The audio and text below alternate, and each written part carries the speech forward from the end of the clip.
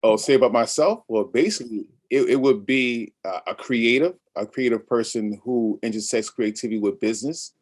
But that is basically the background, just a creative person who's very passionate about educating and empowering his people and the African diaspora in creativity with business. Hello and welcome to Obehi Podcast.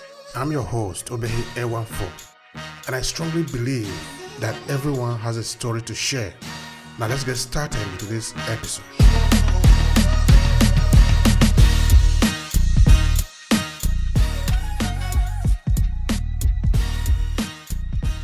So tell me a little bit about your childhood. Let's start from there because all of us were children one time, though we are not children anymore. But we'd like to talk more about that. That is where we start from. Tell me about you. Yes, as far as like growing up, definitely have into my heritage and everything like that.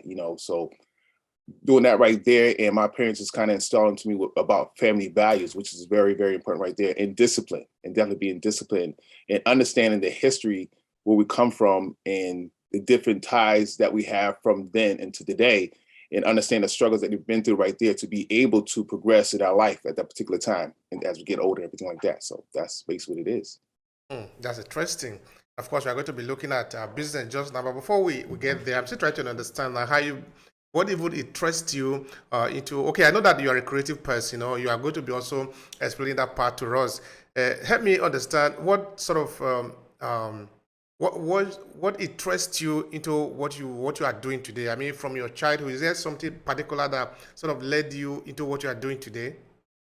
Well, the funny thing about it is I was always into sports. So I was an athlete, basketball, track and field, running, everything like that. And the thing that I remember a lot from my childhood is that my uncle was an artist. So he always had this particular painting in the house. So it was always kind of caught my attention.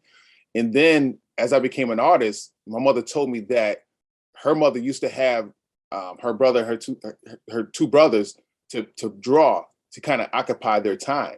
So basically, my whole little intermediate family was actually artists, but I didn't know it was that deep right there. So the way it started, but that inkling of seeing my uncle paintings throughout our household, I was like, you know what, that's interesting. I always captured my attention right there. So when I kind of got into the arts and started having conversation with my mom, she was just telling me like, oh, you didn't know that your uncle really did like a lot of artwork, more than what you've seen in the house. And we grew up as a discipline of painting and drawing and everything like that. So that was interesting. So she kind of gave me the whole backstory, and this kind of gave me the inspiration that inspired me. Like, you know what, I'm gonna go forth and go from that right there, though. That's lovely. So the thing is in the family now. So the spirit is in the family, right? Yes. Yeah. Okay, Exactly. 100%. 100%. that's Yes. good. All right. So what do you concentrate on within your area of art, your artistic work? Tell us something about that. As far as concentration, the main thing I would say would be creatively would be painting and drawing, and then my other interests ran off to poetry because I was a singer at first, and then to improve upon my singing, I started doing poetry, and then the poetry kind of led to different other things right there, and then I started getting to the modeling because I had a lot of locks. So I'm bald head right now, but I had locks. But it was actually the singing first, then from the singing went to the poetry, and then theater, and then from theater went to painting because I had exhausted so many different artistic avenues that I had to come up with something else. And that last piece of that puzzle, since I was an art dealer, was actually painting. And then my artistic mentor said, you know what, you should try painting. And when he said try painting, I said, you know what, I'm an art dealer. I sell people's art and augment it with with some poetry to go on with the customized with the artwork. And then he said, you know what, I think you can do it. But he understood my drive and my passion. I just took that drive and passion and I transferred to painting. And I started with a box of crayons, and from then it just exploded. After 3 months, I started selling just my own artwork. After 6 months, I did the New York Times building in New York City, a very prestigious building, and everything just kind of blew up from there. So it was good. It was a good little journey. So excited. That's lovely. Which one do you enjoy the more? Is it creating art or dealing in artwork? Is it the business part of it or is the creative part of it? Of course, we are going to be moving in and out of this conversation today. Mhm. Yeah. As far as like what comes first, or are you saying what's the intersection? Like exactly. No, I mean, which one are you more in? If you were to say, okay, I'm more in this, but I also do the other part. Oh, okay. I would say right now it would be business. And the reason why I would say business, because I found that looking at the marketplace, that there's so many different creatives that have so much creative talent, but the lack of business acumen has prevented and has plagued a lot of talented artists to not be able to progress in their career. So the thing about it is that I was looking for different avenues, whereas like, how can we make that distinction that we can help out the creatives? So my passion becoming, let me try to create a platform for creatives to have a source of getting an avenue of business to improve upon their creativity, and if therefore they can be more free to do what they got to do right there and be more successful in their field. That's great. All right. Now, let's look at again your artistic work. Is it like sometimes politically motivated, socially motivated, culturally motivated? Can you drag me one rabbit hole there so we can explore it even more? Help me understand what is your direction in it. Okay, I can say definitely cultural, because I had one interview and they gave a review of my exhibition that I had, and they were saying he depicts characters from the past that have forgotten voices. So I'm gonna give you an example. I did an exhibition, and there was this guy named Michael Stewart, and Michael Stewart was back in the 1980s, and he was a graffiti artist. And at that particular time, you could not paint. Well, they didn't want you to paint on the trains anyway, but he got caught painting on a wall in New York City, and basically it led to his demise. So at that point in time, an artist who I'm very influenced by the name of Jean-Michel Basquiat, he actually was taken aback by that situation because they kind of look similar. And the fact that he had little locks, everything like that, and Basquiat had his locks. So he said, that could have been me. So what he did, he started painting this picture about Michael Stewart. So what I did in my show, when I paid homage to Basquiat, I did a painting homage to Michael Stewart. And at the same time, I actually delivered a poem where I became him. And it spoke the story as if I was in that situation and what happened. So that's one situation. Also, in my first solo show, back in 1968, they had I Am a Man speech. And what happened, that's when the demise of Dr. Martin Luther King during that time period right there. And I became a character from one of the the picketers that I was talking about, I Am a Man, and kind of going from there. So I like to use my artwork as a social tool of communication that is still going on with police brutality and the different things that's going on in our society. So that's how I look at my artistic presentation. That's great. Whichever way you look at it, is as an artist, your voice is going to be very important and always need to be celebrated, because of course you can celebrate it from the point of view of politics, because now you're trying to look for a way that we can have better politics in the system, or exploring culture. This way at least we can evaluate more of our cultural relevance in the world. In this case, looking at maybe, for example, even the voices that have been forgotten, try to revisit them and make sure that they are elevated, or even looking at nature, for example. I think artists like, what is the name of this English writer? I forgot his name. James Allen said that artists actually are the creator of the other world, in that they are the one who build the world that you don't see, but they give you the sense of the world that you live in today. Yes, so it does says being an artist is something really vital for the society. So tell me about New York today. So how is the city of New York today? Yes, New York is it's a progressive place that is nonstop action. Very cultural, we got different cultures, but as far as like artistic wise, very creative community, a lot of inspiration. So you have all types of people from all over the world right here in New York City, because they say if you make it in New York City, you can make it anywhere. So they look at it as a land of opportunity, and New York City is definitely a place of opportunity, especially culture wise and artistic wise. That's good. That's a big apple. Yes, definitely. I'm just trying to take a big bite out of it. That's what I love that. All right, now I'm looking back at you again as an artist. Now, later we're going to talk about your business part of it. Can you tell me more about how do you see the role of an artist in the society? In this case, we are looking at the American society, looking at the global society as it were. Yes. Artists, well, we look at the world so differently, because if you could just imagine a person that looks at you that have to do a portrait of you, just looking at you, have to look at the intricacies of your skin and different things they're trying to bring out to life and everything like that. And that's how we look at the world. So we have a certain type of sensitivity to be able to look at the world, to regurgitate what's going on. So we have situations of, say, police brutality or anything of that nature right there. We kind of regurgitate almost like a visual news. You know, we can talk about the COVID. We'll draw things about the COVID or different things, or to see it just make us do different things based off what's going on. So we like a time capsule of what's going on in our environment during our time period. So if you were to go back in time, say what happened in 1980, you see the type of artwork that reflects the 1980s or what went on in the 1960s or the 90s or whatever. So that's what we do. We like a reflection. We like a visual reflection. It can be through art. It can be through singing. It can be through theater. So that's what makes life so very, very interesting, because it's like the life of artists and the way that they look at the world and perceive the world.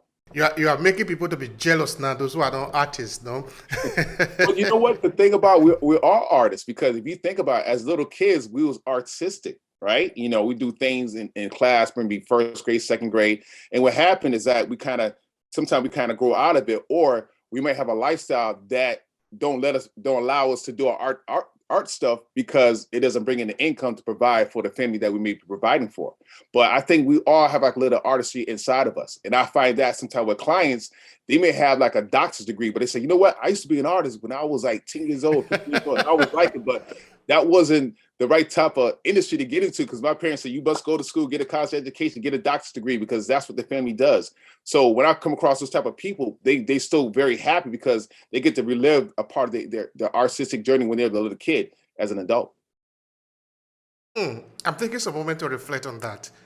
Yeah, absolutely. If you think about it, you definitely. So when I talk to different people, I say, you know what, I can look at the artistic side within them, you know, and they get to say, wow, you can see that deep inside me. I say, yeah, because I can tell by passion, and art is definitely passion. You know, what you're doing is passion, because you have a passion for informing the people and bringing a platform to see different people from different wide perspectives. So you're an artist in a different type of texture. Absolutely. Thank you for that. All right. Now, I'm trying to understand, why is it that some people, because like you said, no, as children, when I have a child that is 4 years old, when I look at him, at least anything that I give to him, he tries to break it and incorporate it and try to stop. He creates something new from what he already sees, no? Even though it might be beautiful, he just wants to break it and assemble it together. He say, Daddy, look at it. You know? Yes. So, but how do we lose this curiosity at the point? Because at the point, we just lose this curiosity. We pursue things that are sometimes not in line with even what we really like to do, but sometimes what the society wants us to do, or maybe what the situation wants us to do. How do we lose this curiosity of our childhood age? Well, you know what? The thing about it is that I'm gonna give you a little example right here. When I was an art dealer, this is like the premise of actually how I became a visual artist.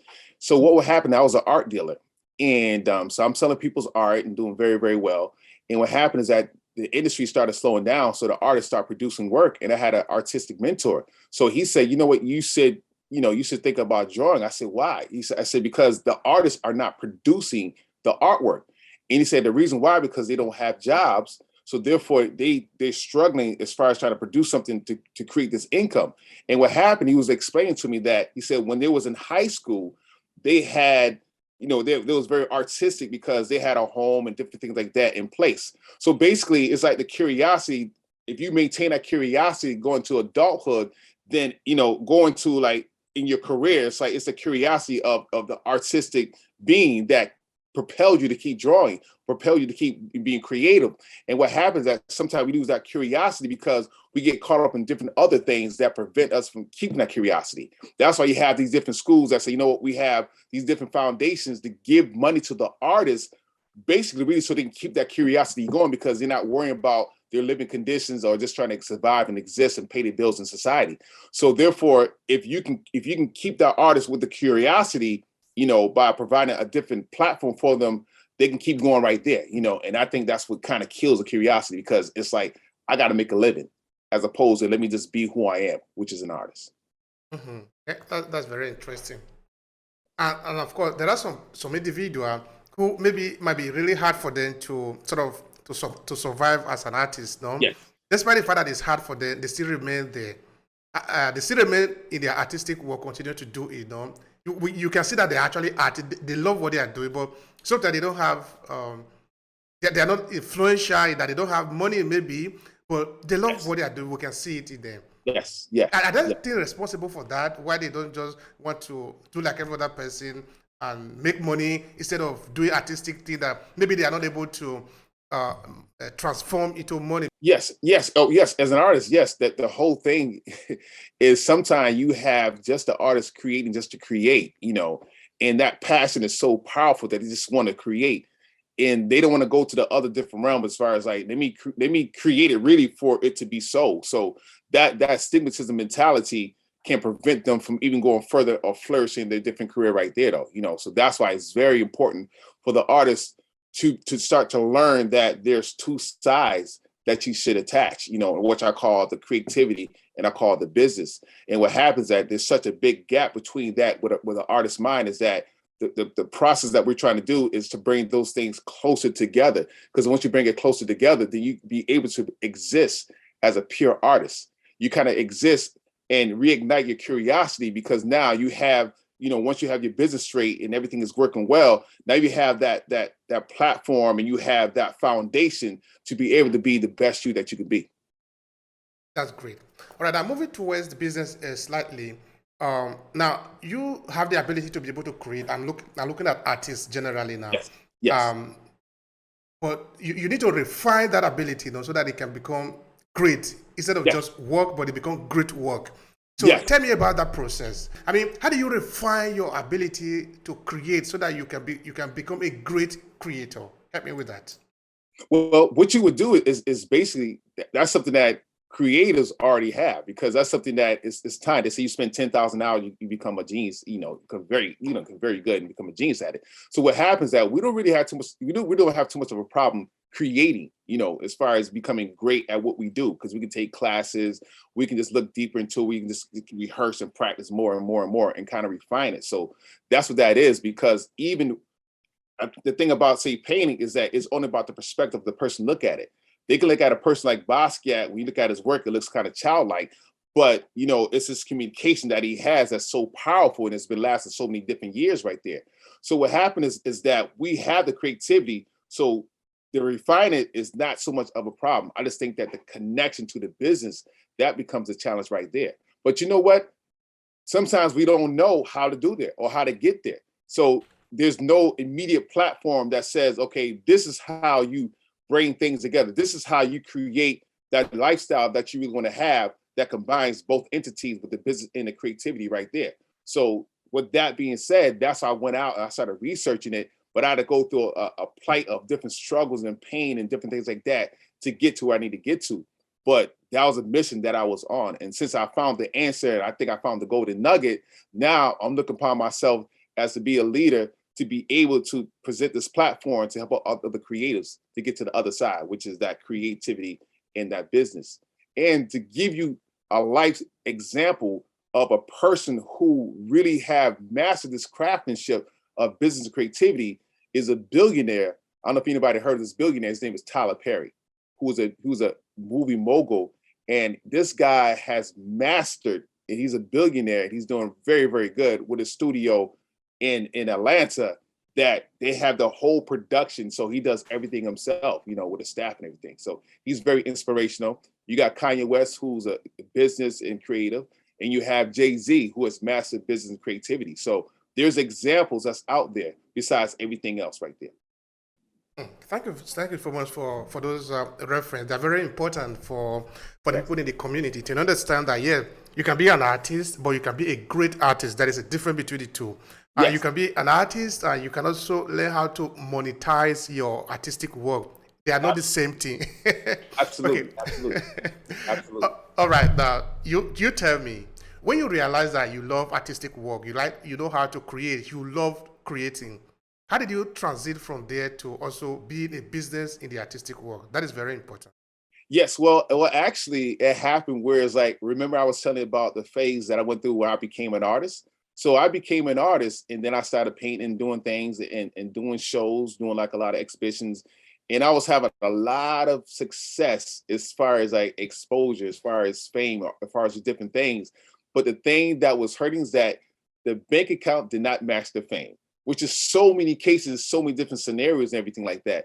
And it wasn't about just making money because I had my splurge of making money. It was all about the consistency and having having a business structure to be able to be consistent and be more predictable. So it got to the point that I got so frustrated that what I actually started doing, I started looking for a mentor. I actually looked for a business mentor to help me to become more business oriented. So therefore I could have a more of a consistent business structure right there, or even have a business structure.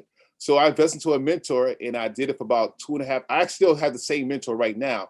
And I studied for about 2 years before I actually came up with the platform to create a platform for business and creativity. For maybe young artists in New York or in some other parts in the US that you know of, it could be in California, who Yes. who do not yet find what you have found. What would you want to what would you like to say to them? Basically, what I like to say to them is like, I definitely, because I work with artists from mostly from Atlanta, a lot of Atlanta, literally all over the world, LA and everything like that. So I kind of found like the same similar situation where is that there's a lot of platforms, but what about having a university that's created by creative for creatives who understands the mindset of creatives?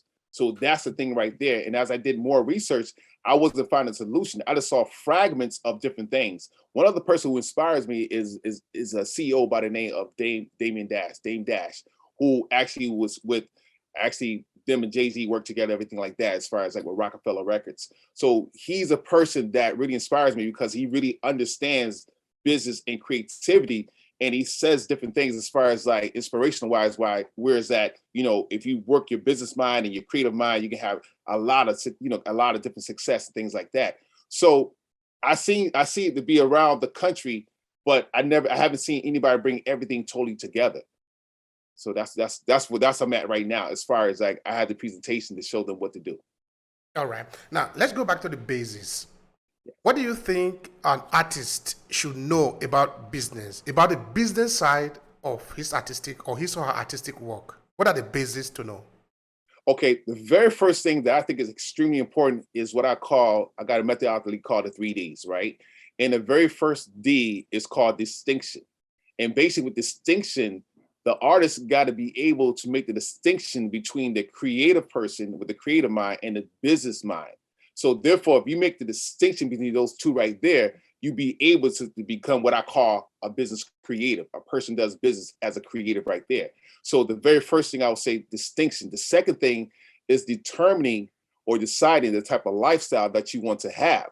So you need to come up with a blueprint plan, almost like say a business plan or a vision of what you want to do. So once you understand what you want to do right there, it's a lot easier to attack it, because with goal setting, you can break down, say, your year goal and break it down to your quarterly goal, break it down to your monthly goal, break it down to your weekly, even to the point of you actually having your daily goal right there, which is your 8-hour window or how many hours you work within a day right there. So you can see the progression with checkpoints of how to achieve it.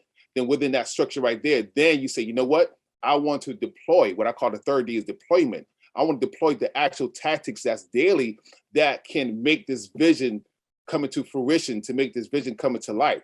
So if you understand how to do those three different things, and then you go back, and when you do, say, for example, you do your daily creativity, you should have your time set allowed for your business wise. So therefore, if you have to get your LLC or you have to get all these different things to get funding for your business, and then you start operating as a business with your advertising, everything like that. I've always said just having advertisement having a business is more just having advertising, because a lot of creators just think, you know what, I'm just going to advertise on IG or advertise on Facebook and get my clientele, and next thing you know, you're making money. But what happened? What is your structure? What is your predictability?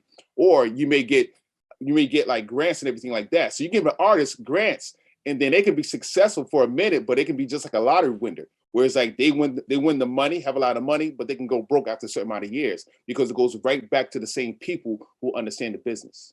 All right. You did make mention of Jay-Z, and of course, we can talk of people like Rihanna, or Yes. because many other artists stood up along with these guys, no? but these are just exceptional today. Yes, yes. What did they do that other people do not do? I mean, because they are still among the community. No, okay, I know. Okay, if you begin to make certain amount of money, there are certain limitation that you can separate you from the average people. But when Jay-Z and the rest came out, they didn't have the influence that they have today. I'm trying to understand now this if there is a kind of a mentality that is involved here, if there is a kind of mindset work that is involved here, what can you share with us in this area so that people that are in the average today they can aspire to become extraordinary tomorrow? Yes. Well, first of all, I think one thing, if you work on or acknowledge or understand your challenges or your struggles, and you work on those right there, I think that really helps out. So, for example, if you know that you need to have more business acumen or something in that nature right there, then I think that you should look at people, and evaluate different people, because success leaves clues, and look at the different things that they went through. Like, for example, the story with Rockefeller, with Jay-Z and Dame Dash and Biggs, the trio, when they created Rockefeller Records, is that they decided to be their own business people. Whereas, like, you know what, let's create our own label, and it just exploded from there right there. So we have to take upon ourselves to do our business that we need to do. And sometimes artists need to hook up or connect with a business mentor or a business person to kind of bring that to reality, bring it kind of closer right there. So even though you can connect with the business person, I feel that if that creative person start to learn the business themselves, then they can make better distinction of the people that they work with, and kind of have like a checkpoint of like, okay, I need this thing done, I need the next thing done right there. And I think that once they start to do the right there, they can become successful, very successful. All right, now let's look back again at the community, the African diaspora community in this case, at the African American. Let's put it this way: Yes. do you think enough education is going around about the management of money, the generation of money? Because one thing is now to know how to create something as an artist, so maybe learn how to make music or paint or things like that. But if you don't understand how to transform this into money, because money itself have a way of functioning. If you know how it functions, uh, whatever you do, you can transform it into money. So Yeah. help me understand this idea of money education, or the idea about income generation within the African diaspora community, or within the African American community. Yeah, help me understand that. Well, I still think that African American community and African diaspora across the whole floor of global, because where I think global. I don't really think just America. I think global, because I think that the situation that we have, the different problems that we have, can be a global situation. So a creative struggling where you at and creative struggle where I'm at, it's still the same thing. What's the common word? Struggle. You know what I'm saying? So if you empower one thing, you can empower the other thing. So the beautiful thing about the virtual world is that we have access to be able to communicate through like your beautiful podcast or things of that nature right there, to communicate to these different creatives. And I think that's very important. But they have to take the initiative to understand that, let me go to another level. Let me see how I can investigate how to get this knowledge. And a lot of times there's so many gurus that's online, that's in the virtual world, that they don't know where to go. So the thing that I think is advantageous work with me, or to see in my program, is the fact that, or our program is the fact that we're creators, and we're creators that's trying to help our creators. So it's creators created by creators for creators to become more powerful. Yeah, that's good. We're going to have to help each other. That's why we are here. Yes, absolutely, absolutely. We should. Okay, now, when you first started, today, 2022, do you see any difference? Yeah. Oh, the difference right now is I think the opportunities is abound. I think the opportunities are incredible. But you know what happens? Sometimes it can be information overload. There can be so much information, so many different things, what I call it a shiny object, where it's like so many shiny objects that you're chasing, chasing, chasing. And I think what happens, my philosophy, my philosophical approach would be, is like having doctors. So you may have your general doctor, then you have the different specialists. So therefore, it's like you can be your general doctor can kind of dictate which direction to go in. So therefore, you can be well as a human, everything like that. So artistic wise, is that I think the artists just need to find different ways, just need to find a different avenue, as far as like, what can I do to help out my artistry? Because the whole thing is really to help out the artist, to become the best artist they can be, and provide a platform where it's like they feel more comfortable to say, you know what, I'm gonna do this right here, and not worry about the other different things that's going to distract. All right, now let's look at New York. This is where you are. Give us a little background of the kind of business opportunity that is out there for artists who are creating content, because we sort of believe that there is a lot of opportunity for content creator today. Of course, content creator will also include as an artist who are maybe producing music, painting. Yeah. As long as you are doing intellectual thing, there are opportunity for you. So help us understand from the point of view of New Yorkers, what are the opportunities there? What first of all, the opportunities are great because there's so many. You have to understand there's so many people come from other cultures that come to New York, and then what happened now? You have different places and different avenues that you meet with different people. So it's almost like the virtual world comes to reality in New York City. That's the best thing about it. So when you come across all these different types of creators and artists that's coming from so many different perspectives, it helps you to grow even quicker. So just being around in the room, what I call just being in the room with these creatives, your creativity is going to go to another level because you inside of it. And that's one thing that New York City brings. And a lot of people come to New York City because we're such a major hub as far as a culture, as far as communities, with the art scene and music scene. So you have to come to New York City to really get it there. Is it possible that maybe these artists that we're talking about today, who are trying to emerge from the water, from the surface, though, Yes. can have some challenges? Do you think that they could have some challenges? What are these challenges? What the challenge is actually knowing what to do. Sometimes like, what's the challenge of just what's the first step should I take? You'd be like, okay, I'm an artist. Okay, I draw and everything like that. I paint or sing, whatever. It's like, what's the next step can I take? Even want to become more business oriented. So I actually have a campaign. We actually came with a campaign, and it's called Smashing the Starving Artist Syndrome. And the whole concept of smashing the starving artist syndrome is basically to provide a platform with instructions of what an artist can do to begin the path of becoming more business minded right there. So we have that. And then with that particular campaign, we have different things, online courses and ebooks, business ebooks and everything like that to kind of give them the knowledge, the foundational knowledge to go to the next step. So we're really trying to smash it. Obviously, it was up to me. I for creators, I just make everything free right there. But the whole thing is that we want to teach them how to monetize their skill set that they have right now. But I just think that an artist just needs to have direction that's of someone who really understands them. And being a person who's a creative myself and myself being creatives, it's a lot easier for us to convey that message for them.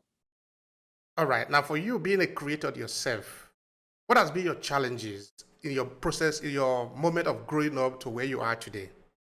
Well, the challenge is with first just having the time to be able to do it because I was so worried about different other things. So that was a major challenge. So therefore, to combat that challenge, I had to become more business oriented because what happens, like now, if I had to just work a lot of hours or whatever I'm trying to do, this outside my creativity, that allows less time for creativity. So my challenge was basically just having the time frame to be able to create and create comfortably in my environment. I understand that you work with different artists, correct? Yes. Okay. So what do they complain to you as some of the things that sort of holding them back to why they are not where they are today? Because if I'm a human being, I need something. If I don't already get what I want, it means there is something stopping me between where I am and where I want to go. So what did they tell you that is stopping them from achieving what they want to achieve? It's basically financial struggles. That's one thing that really resonate because this financial struggle. So therefore they kind of find themselves borrowing from Paul to pay Pam and things like that. And it just repeat all over again because they're not being consistent enough. We may have success in different ways, but the consistency is not there or the predictability is not there. So the main thing is really just financial that leads to so many different other situations that can lead to like not be able to pay their rent, can lead to losing relationships or, people not believing them anymore. So that's like a major struggle right there that I find to be. Mm-hmm. All right. Now, say I am an artist, in New York. So I understand that you have you help other artists to achieve their dream. Yes. So I come to you. How would you start with me? What would you need to do with me in order to help me achieve my dream? I mean, what do you do for people? So basically what I do for people is basically provide a platform. And basically with that right there is like I would have an assessment. So they might see a webinar or they may see a presentation I may have that would pique their interest. And then when it piques their interest, then I would break down the methodology, what I call the 3Ds, which is the distinction, making a distinction between your business, your creative mind. The second thing would be, like I say, determining your vision. And then the third thing would actually being to deploy the tactics. And then the last thing will actually be business funding, to be able to get the funding to bring the business to life right there. So I have a program that breaks every single aspect down. So my platform basically begins with what I call the starving artist, smash and starving artist syndrome, which is a package right there that gives them the beginning structure right there, even the way how you set up your business properly to be able to get funding. Because the first thing we want to do is basically provide a platform and get their business foundation set up first. Don't even worry about the creativity. Worry about the foundation of your business first. Once you set up the business first, then you can add on the creativity at the time period. But you're basically just restructuring their mind frame to think business to catch up with their creativity by providing a platform. So I got that platform, and then I have another platform called Business Creative University, which is BCU, and I have a program called Business Creators Blueprint Masterclass, and that takes them through a 10-week process of actually going through each individual stage week by week, and that's bringing it to pass right there. So that's the structure that I will come up with that I actually have them for them. That's a lot of material for those who want to help themselves. Yes, absolutely. All right. So in the beginning, when we started with this episode, you did make mention of dealing with artwork, something like that. I don't know if you want to say anything more in those areas. Basically, what happened before I became a visual artist, I was an art dealer. So I was an art dealer selling other people's paintings as a mobile art dealer, doing festivals, things like that, and doing shows, a lot of shows. So I was a mobile art dealer for years. And as a mobile art dealer, what I would do is I was a poet. So I would actually do customized poetry to the artwork to make the artwork even more appealing to the general public. And then from there, I started doing theater, bringing art to life. I call it bringing art to life, where it's like we become the characters of the paintings and bring it to life right there. So that became that. And then that point in time, then I actually became a visual artist and only selling my artwork right there. That's great. So you were doing this one only within New York, because you were also maybe selling in other parts of the United States. Yes. I was mainly in New York, but I would go across the country doing shows. So I'd be in Atlanta and New Orleans and different things like that. So it's like a almost like a chitlin circuit as far as like going to different shows and different things like that. So, but the premises was New York City, and the premises that I got the foundation, everything that I'm doing, what I call the School of Hard Knocks, was based out of New York City. So I got to see a lot of cultures that will come through, and I sold to a lot of different people from all out of state, because like I said, everybody come to New York City, you want to get a piece of New York City. And I was a premier person as far as selling New York City, selling the art and artistic creations, 34th Street, 42nd Street, things of that nature right there though. So how easy was it? I mean, share a little bit of the experience with me. Was it like simple for you to do, or was it, you said it's School of Hard Knocks. That is very interesting. Yes. So tell me a bit of the experience. It was a School of Hard Knocks because what happened, I call it School of Hard Knocks or the Wharton School of Business, because what happened is that New York City is aggressive. So you gotta do what you gotta do. You gotta hold down what you need to hold down. But what happened is that you gotta realize that, for example, if you sell other people's artwork as an art dealer, there may be a person close to you that's doing the same type of thing right there. So we came from the street environment where it's like, we had to make it happen outside. And then from being outside, you had to be more creative. So if you want to eat, it's like you have to sell your artwork. You have to sell whatever you have to sell. So I became so creative just being in that environment. And that's why I progressed so quickly as an artist, because I was doing this daily, 6 days a week of making it happen, going through this for years, you know what I'm saying? So what happened is that you just be so aggressive to make it happen. So you create to eat. So that's where I come from. That's my environment. That's lovely. All right. Now, the selling, that is, I think, is very important, no? Yes. In that if you have content now, you have a product in your hands, you are not selling, or you are not letting people know, because selling is not just the moment of giving you exchanging it for money.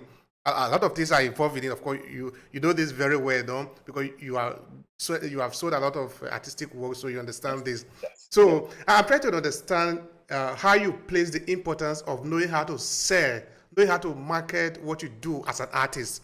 How important is this for the success that you want to achieve as an artist? Help me with that. Yes, well, you definitely need to sell as an artist. That's the one thing. We live in a very competitive society, and you really need to sell. So therefore, that's why you go into the parts of understanding marketing and promotion. So a lot of my stuff that I do right now is online in marketing and promotions. You have to have your site set up.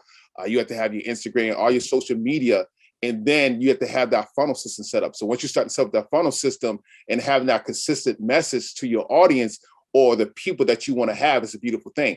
The beautiful thing right now is that instead of you going to, like, say, the Art Basel or the major events that's going on, or the Sotheby's or everything like that, there's a way where you can get you can market to that same clientele that will buy those Basquiat's, that will buy those Andy Warhols or the different paintings right there. You can market directly to them. Once you start to market directly to them, you expose your artwork to them, then your form of success becomes even better. Then we start to work out the metrics and all the different things like that.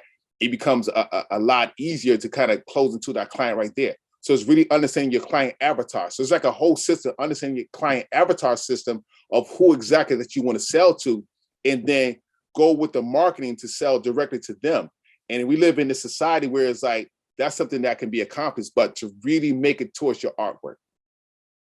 All right. Now, as an artist, I'm going to ask you this question. As an artist and also as a business person within the artistic world, do you think an artist should just create something he or she want to create, or should create something that the market demand for? Well, my whole thing is like, it's like if you get into the music, it's like, you know what, if the trend is this right here, if you be trendy, then once the trend is over, you're over with. So with the artist, that's why I look as a long term, like, what is your long term goal, or say your North Star goal? So I may take a person who goes to my program and be like, what do you really want to do? What is your end goal? They'd be like, what, I want to have a hot pink. That's okay. If you want a hot pink for the moment, but what is your end goal? So therefore, what we're going to do, what I call reverse psychology, we're going to go to the end, then we go all the way back. So for example, you say for example, my end goal is having museums, namesake museums, that educate the whole process of talking about, from middle school all the way up to postgraduate, people who graduate from college, all the way through right there, globally. So I understand my end goal. So therefore I can work backwards. So when I work with an artist, you may say, what, I want to have my own museum. Okay, if that's what you want to have for your legacy, therefore we start with that be your end goal, then we work backwards. So therefore, if you create just a trendy product, is that going to your end goal? But are you creating product that can be towards your end goal, then that's where you want to be, because you want to last. You don't want to just do it for the moment. You want to last and be endured. And if you want your legacy to be there when you leave, you have to create artwork that's in your lane, that you feel comfortable with, that's going to be along with your message. And what happened, you become the leader of what you do. The leader of what you do. That's great. Yes. All right. Now, you personally, what drives your creativity? To help us understand that. First of all, being an athlete. That's the first thing. When you are an athlete, you're competitive, you're lying, you're target inside yourself. You want to be the king of the mountain. That's what it is. So that competitive nature of being an athlete is what drives, because I believe in transferring one passion to the next passion. So for example, if I work out all the time and I'm very passionate about my working out, I take that passion and put it to my artistry, my creativity. And that's really my secret. So my secret is like, what? I know I was an athlete. So I put that into, say, for example, I put that to dancing. And when I was a dancer, I did that right there. I took that passion, transferred to the next passions. So what I do, I just transfer one passion to the next passion, to the next passion. So for example, when I was so passionate as a creative, I said, what would happen if creatives became just as passionate about their business as with their creativity? They can become a Tyler Perry, because what happened now, you can become so successful. So what happened is that a lot of times, what I would say to people, creativity is emotional.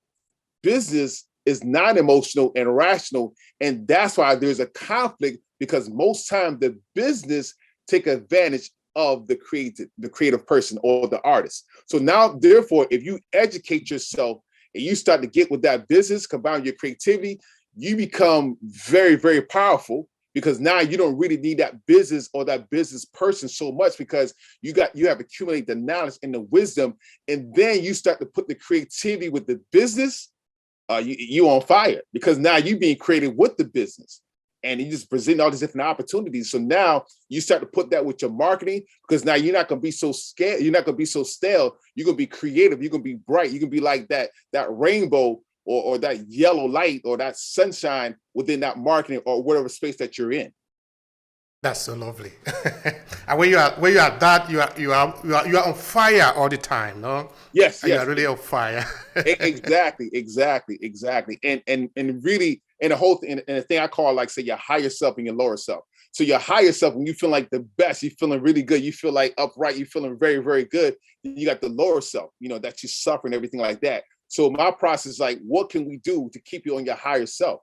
You know what I'm saying? So it may be like, okay, you know what? I'm not in my physical condition I want to have right there. So I would create a program where it's like, you would have, I'll give you an example, a process, within the 3Ds is like, I call a business and creative exercise. And basically, say, for example, we have 2 hours, you can take a notebook and you say, you know what? Every day, this is my daily log. And my creativity period, my period of creating business is 2 hours. So therefore, I'm going to take the first hour and a half to do what I love to do, creating. I don't care what that is. It can be singing, dancing, painting, whatever it is, artistically, creatively, do that. And then the last half an hour, I'm going to work on strictly business, whereas I'm going to go to a different part of my house or a different part of the building, wherever I'm at, and just do strictly business. That may be like getting my LLC, or getting my business check account, whatever it may be, strictly business that push your business forward. You do that. So therefore, you have a log of what you did and what you did with your business-wise and your creativity. And then if you're trying to get in shape or just trying to just transform to the next level, you may do like a little exercise regimen in between. You say, you know what? I got 2 hours. The first hour and a half, I'm doing creativity to transfer to the next part of my brain, the next part of my activity, which is business. I'm going to do, like, say, a little 10-minute exercise where I might do some sit-ups, some push-ups, what up. So therefore, I'm doing physical stuff. Then I get to my next destination, which would be my business. I do the next one for like 20 minutes. And if you practice that right there for a certain amount of time, you begin to have your business and your creative mind kind of come together a little bit closer and closer and closer together. So therefore, you become that business creator. That's absolutely beautiful. Thank you so much for that. All right, now, how did you know that what you are doing now is what you were actually cut out for? Because, of course, we can see that you really have more than 100% passion for what you are doing. And this is actually the energy. So I'm not even going to ask you, what is the energy? I can see it there. But how did you know that this was actually what you wanted to do before you invested everything you are into it? Yes, because if I could do something else, and I have a diverse background, if I can do something else that can bring me the happiness and bring me the fulfillment, just bring me my legacy, I would do it. But that's not what it is. I know what I am. I know what my mission is, because it's been placed upon me, because I know I had to go through that struggle. See, sometimes you look at people like, oh, this looks great or whatever. You may see a multi-millionaire, oh, this is great. And they don't understand the struggle and the pain that they went through, And then once you go through the struggle and the pain, then you say, you know what, I got to give back. What can I do to give back? Because I understand and I can see it when I look at a creative's eyes, what they're going through, because I've been through that plot, So it's like a movie, and a movie begins, any good movie begins where you may be on top and then you fall all the way down, like Will Smith or whatever. What are you going to do at that bottom? How are you going to come back up? But that beautiful story is that you begin to come back up because you went through that process. You know what I'm saying? So you become that expert. You have to go through the experience of being an expert. You know what I'm saying? So the thing about it, when you become that expert, because you had that experience, now you can say, these are the different levels that I went through. These are the struggles that I've been through right there. So I understand. But now let's give you the platform. Let's give you the tools or the business tools to be able to overcome and be consistent. Because what happened, once we start empowering those creatives, it's unbelievable. So my philosophy is, instead of waiting until they get older, they may work with people or work with the students that say middle school, and just let them start to understand the business and the creativity. So they start to grow up as a business and creative. By the time they become adults, be like, oh, you know what? I'm not going to go to this gallery whereas that they're going to charge me 50% for the commission. What I'm going to do, I'm about to buy the building next to the gallery and have my own gallery and have my own platform of ownership. So it's basically really about ownership. If you want something, you create your ownership. So for example, you may be like a little girl who dance. I say, you know what, you dance? What I want you to do, why don't you become the choreographer? You get a double check. Then when you become a choreographer, you know how to become a choreographer, you're a dancer. Therefore, now why don't you get your own building, your own dance company, by get these different loans or whatever, and learn business so you have your own entity. Then with that own entity, now you take that entity from one city, go to the next city, next to you global. So why can't you become the McDonald's of your craftsmanship? I love that. I'm already imagining the students that are coming to you, how much they are going to be. They are going to be treated, no? Oh yeah, it's so funny. I have a prospective student that I was telling about my program, and I broke everything down. I gave to the student everything like that, and they already have a coach.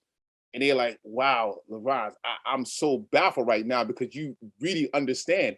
I said, you know what? I think I'm the best person for creating with this mentoring, coaching, everything with the space that I'm in, only because I spent the hours. Don't only talk about 10,000 hours. Let's talk like 100,000 hours. I don't even talk about 10,000 hours.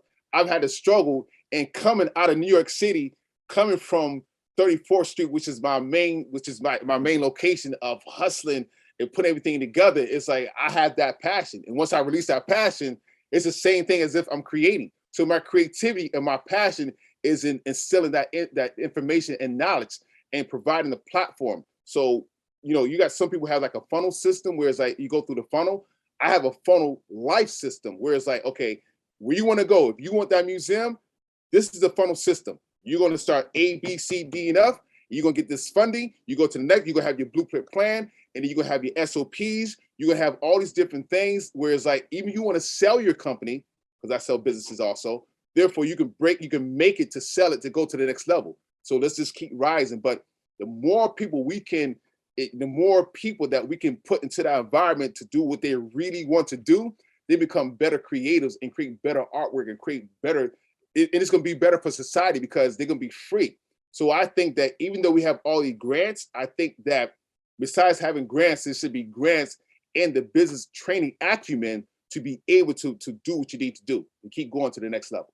All right, now I want you to share with me a student of a case study, a client who have come to you, who you have worked with, and because of your work, the person or the business have improved better, and you are satisfied also as a coach, as an instructor, as a teacher, and as an artist. Share with anyone with me.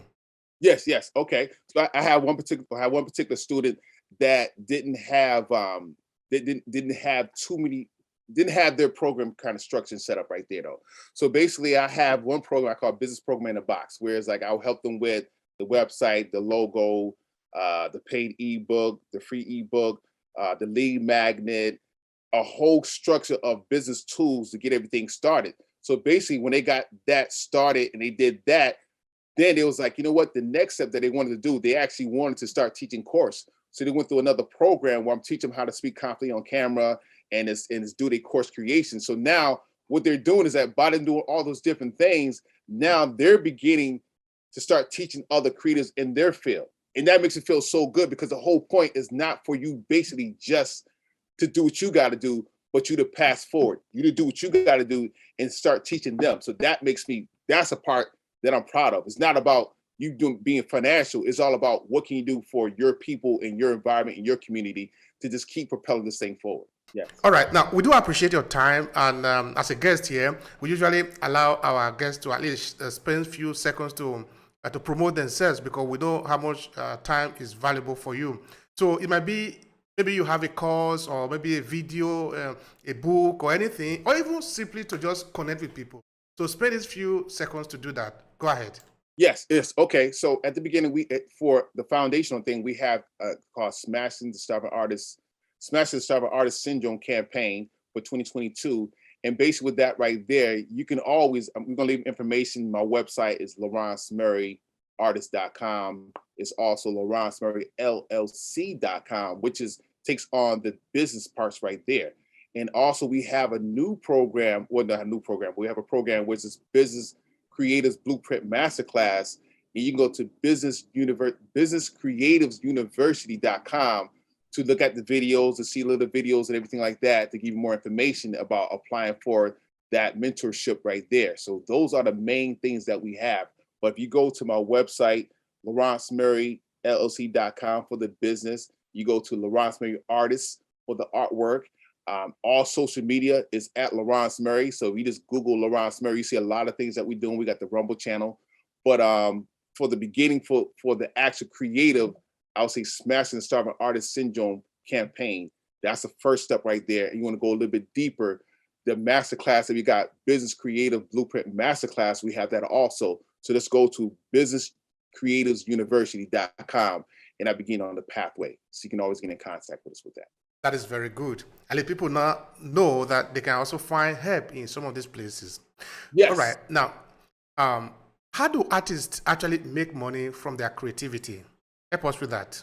Well, they make money for the creativity by the marketing and the promotion of their items right there. So a lot of times you can do, like, say, digital products where you have your digital ebooks. That's one thing that's very simple and easy to do right there. So you may have like a lead e-magnet that you're giving them information that they can download for free. When they download for free, now you get their email address and you start to build up the email address and you start to do sequential emails introducing your product and what you do and the services or whatever you do right there, that you can start to put together where it's like, you know what, I have this ebook on sale, or I have these paintings on sale. And now the customer is being nurtured to be able to be accustomed to your actual product line.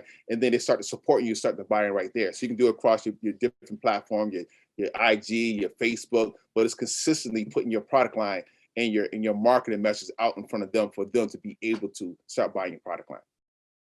All right.